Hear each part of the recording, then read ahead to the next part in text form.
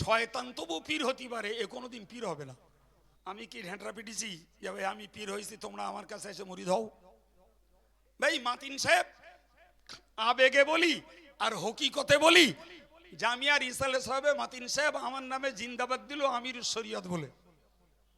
জি, একজন জ্ঞানী পণ্ডিত অত্যন্ত মহাবুদ্ধিজীবী ব্যক্তিত্ব, তিনি বললেন এ আমিরুস শরীয়ত না, আমিরুস শয়তান। সুতরাং আমি সবার কাছে অনুরোধ করে বলবো যে জবানটা লাগাম লাগালে ভালো হবে। ভাই হাদিস শরীফ এসছে আলাইকুম বিসিদক, তোমাদের জন্য আবশ্যক হলো সত্য কথা বলো। কি কি বলো? সত্য কথা বলো, আবশ্যক।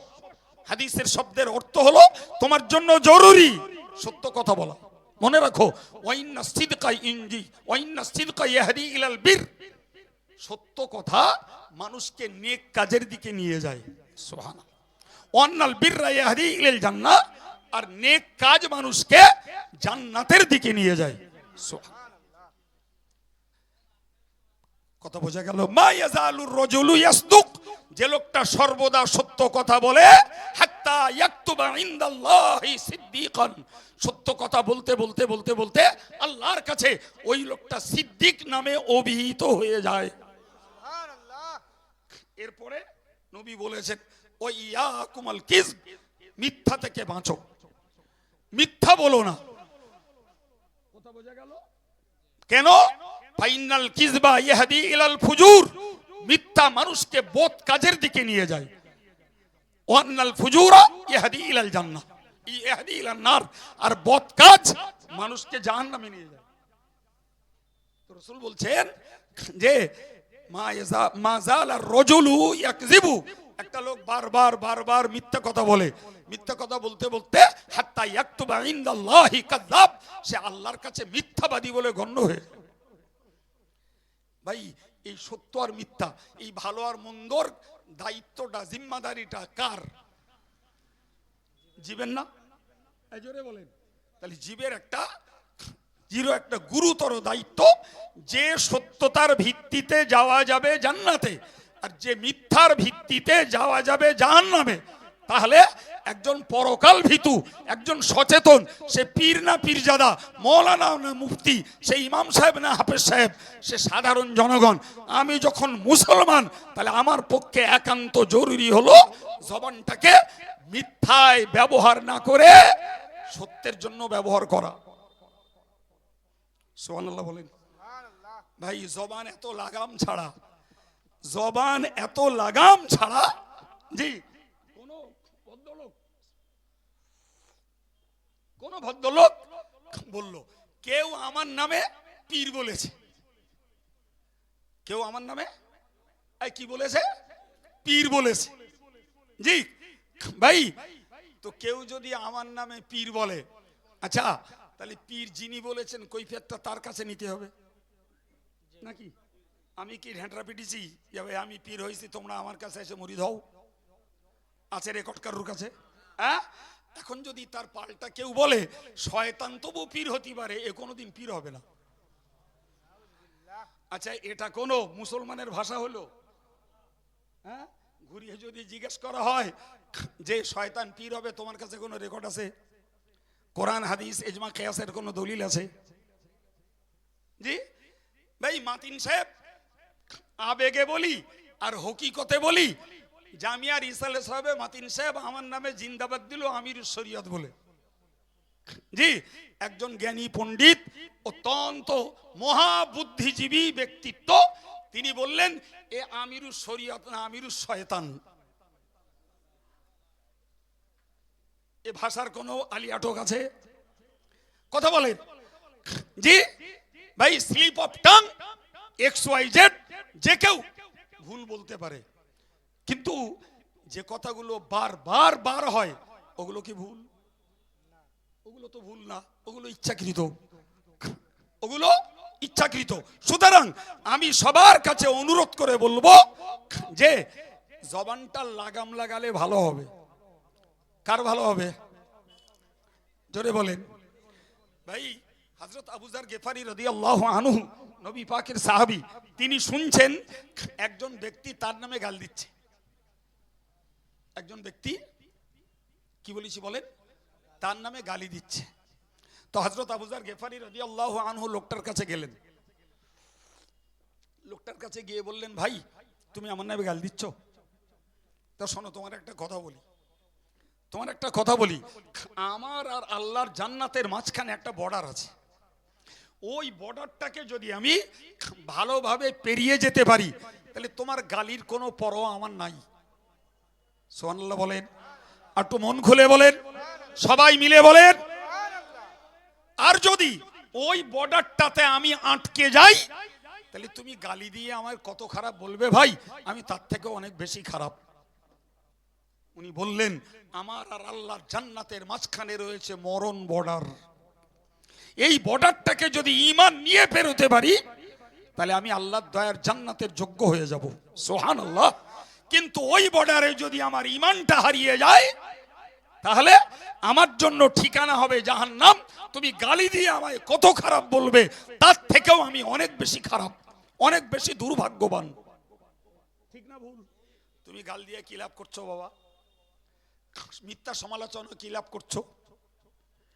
আরে তুমি কাজ করো, জনগণ তোমার পক্ষেও যাক, কোনো টেনশন নেই, কোনো হিংসা নেই। কিন্তু তুমি যদি কাজ না করো আর অন্যেরা কাজ করলে তোমার যদি হিংসা লাগে, মিথ্যাচার করে মানুষকে তুমি পাশ থেকে সরিয়ে দিতে চাও, মিথ্যাচার করে যদি জনগণের স্রোত বন্ধ করতে চাও, মিথ্যাচার করে যদি তুমি জনগণের দান বন্ধ করতে চাও, মনে রেখে দিও যে কোরআন বলেছে, ইউরিদুনা লিউতফিউ নূরাল্লাহি বিআফওয়াহিহিম। যে ইসলামের দুশমনেরা ইসলামের শুরু লগ্ন থেকে চেয়েছিল আল্লাহ পাকের হেদায়েতের জ্যোতিটাকে ফু দিয়ে নিভিয়ে দেবে। ফু দিয়ে ল্যাম্প লেবানো যায়, ফু দিয়ে ইলেকট্রিক লাইট আর টিউব লাইট লেবানো যায়।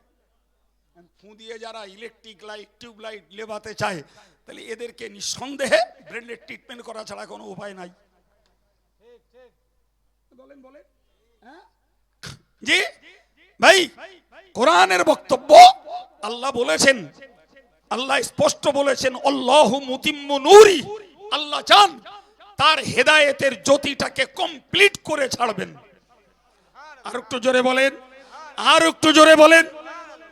মা আমিনার সেই কুঁড়ে ঘরের প্রজ্বলিত ইসলাম আজকে সারা পৃথিবীর সমস্ত দেশগুলোতে পৌঁছে গেছে।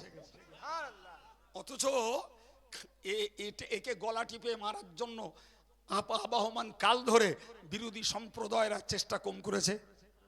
জোরে বলেন। আমি কখনো বলে ফেলেছি, Islam as a tube, Islam as a spring. আচ্ছা বলেন দিন, হাত দিয়ে স্প্রিংকে চেপে ধরে রাখা যায়? জোরে বলেন। ক্ষমতা আছে? আপনি সর্বশক্তি নিয়োগ করে স্প্রিংকে চেপে দেবেন, যেই ছাড়বেন ও মাথা চাড়াই দিয়ে আপন জায়গায় ঠেলে উঠবে। ভাই সুইমিং পুলে সাঁতার কাটে টিউব চেপে, লরির টিউব, বাসের টিউব, এইসব চেপে জি বড় বড় শহরগুলোতে তাদের বাচ্চারা সাঁতার শেখে। সাঁতার স্বাস্থ্যের জন্য বিরাট উপকারী জিনিস।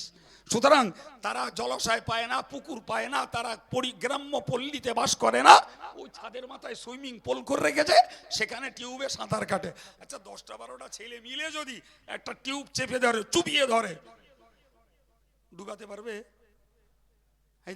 মনে হচ্ছে এরা পারবে। বোধহয় পারবেন। আপনারা পারেন? তা চলেন দিন পুকুরি দেই, টিউব দেন, কত ক্ষমতা আছে। আরে এক সাইড ডুবলে আর এক সাইড ঠেলে উঠবে না, চারিদিকে সবাই মিলে সমান হারে ধরে ওরে চোবা বাপ। তোর শক্তি যতক্ষণ ততক্ষণ চুবিয়ে রাখবি, তুই নিজেই ক্লান্ত হয়ে চিৎপাত হবি, টিউব ঠেলে উঠবে। কথা বলে। সুতরাং অল ইন্ডিয়া সুন্নতুল জামাত সত্যের পক্ষে, হকের পক্ষে, জাতির সেবায়, জনগণের সেবায়, শিক্ষার আন্দোলনে, অন্যায়ের প্রতিবাদে কাজ করছে। এটাকে যারা অবান্তর ভেবে, এটাকে যারা অন্যায়ভাবে দূষিত করে চোবাতে চাইবে, ডোবাতে চাইবে, তোর শক্তি হারিয়ে যাবে, এ টিউব যথারীতি ঠেলে উঠবে।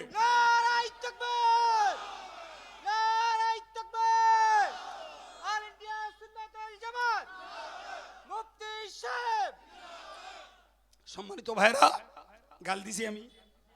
গালি দিছি? একটা অশালীন ভাষা ব্যবহার করেছি? প্রিয় ভাই আমার, সুতরাং আপনাদেরকে মানুষ চিনতে হবে, মানুষ চিনতে হবে।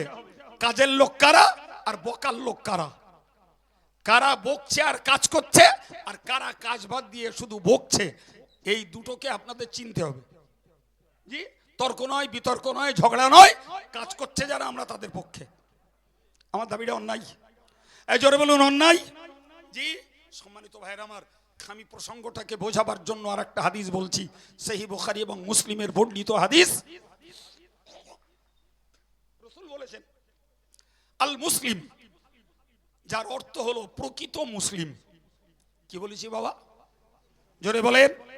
প্রকৃত মুসলিম মান সালিমাল মুসলিমুনা মিন লিসানিহি ওয়া ইয়াদিহি, যার হাতের দ্বারা আর যার জবান দ্বারা আর একজন মুসলমান কষ্ট পায় না, বরং নিরাপদে থাকে।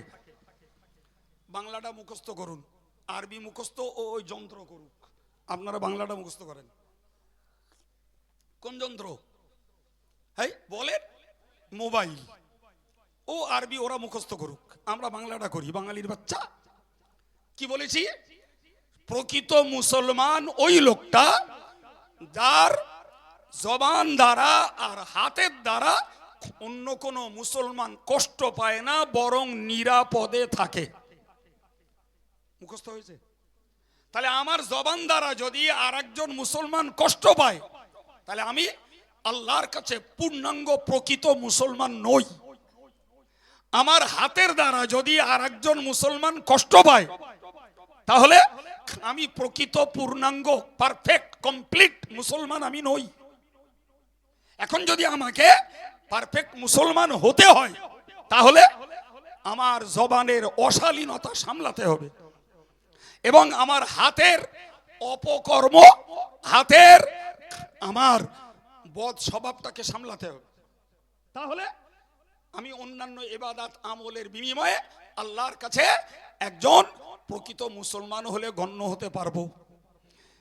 জি, হাদিসের বাস্তবমুখী ব্যাখ্যা এখনো ছাড়াইনি, আপনাদের সবার মাথায় যাইওনি। এবার একটু নেন।